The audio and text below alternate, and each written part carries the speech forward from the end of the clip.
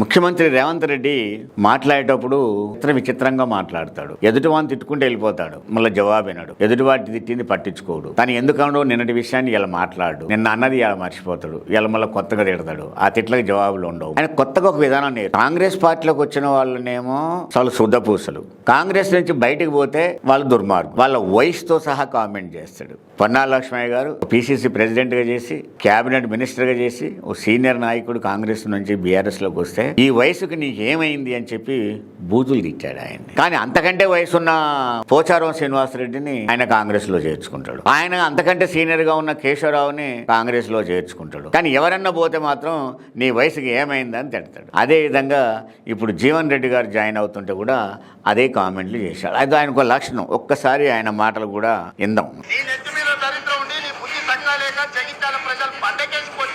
అది మా తప్ప, ఎమ్మెల్యేకి పండకేసి కొట్టే ఎమ్మెల్యే ఎంపీ టికెట్ ఇచ్చి పొంద పెట్టిన వాళ్ళు, అది మా తప్ప, పార్టీ తప్ప. ఏం తక్కువ చేసింది నీకు పార్టీ?